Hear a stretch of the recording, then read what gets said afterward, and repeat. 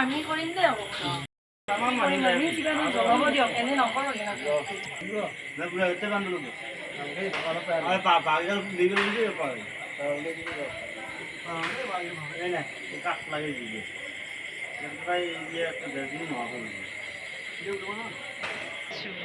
কেনেকুৱা আমাৰ 3 দিন এসপ্তাহ আগৰ আমি যজ্ঞ কুণ্ড ভূমি পূজনৰ পৰা আমি নমস্কাৰ সমূহ ভক্তবৃন্দলৈ আন্তৰিক অভিনন্দন জ্ঞাপন কৰিছোঁ। শ্ৰী শ্ৰী ৰুদ্ৰেশ্বৰ দেৱালয় পৰিচালনা সমিতিৰ সহযোগত আমি এই বেলৰতলৰ মন্দিৰটি নিৰ্মাণ কৰিবৰ কাৰণে সক্ষম হৈছোঁ।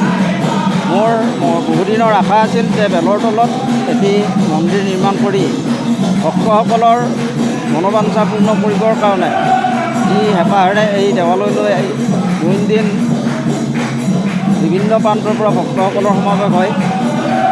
সেয়ে আমাৰ মণিকূটৰ ভিতৰত মিঠাতেলৰ চাকি জ্বলোৱাৰ নিয়ম নাই, নিজ চাকিহে জ্বলাব পাৰে। সেয়ে মই ভাবিলোঁ যে বেলৰতলৰ মন্দিৰ এটা হ'লে তাত ভক্তসকলে মিঠাতেলৰ চাকিও জ্বলাব পাৰিব, নিজ চাকি জ্বলাব পাৰিব, লগতে গাখীৰ আৰু পানীও দিয়াৰ ব্যৱস্থা থাকিব।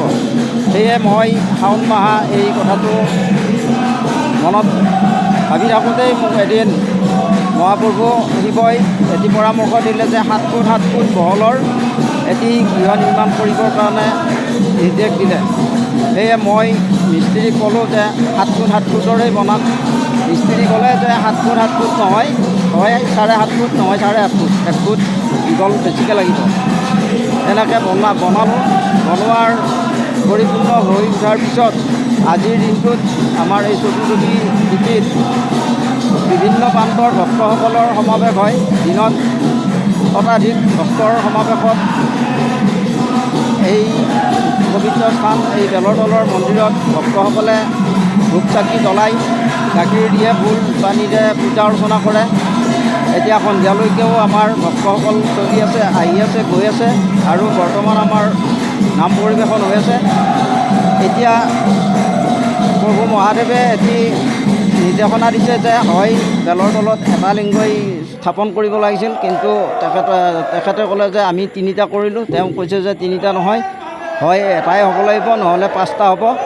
তেতিয়া কৈছে যে আৰু 2টা লিংগ আহি আছে, 2 দিনমান ধৈৰ্য ধৰা, এই 2টা লিংগ আহিলে ইয়াত স্থাপন কৰিব লাগিব। এইখিনিকে মই মনত ভাবি আছিলোঁ আৰু আজি আপোনালোকক ব্যক্ত কৰিলোঁ। পৰৱৰ্তী ভক্তসকলৰ সা সুবিধাৰ কাৰণে আমি যৎপৰোনাস্তি ইয়াতকৈ আৰু জাকত জিলিকাকৈ সজাই পৰাই তোলাৰ কাৰণে চেষ্টা হাতত লৈ আছোঁ।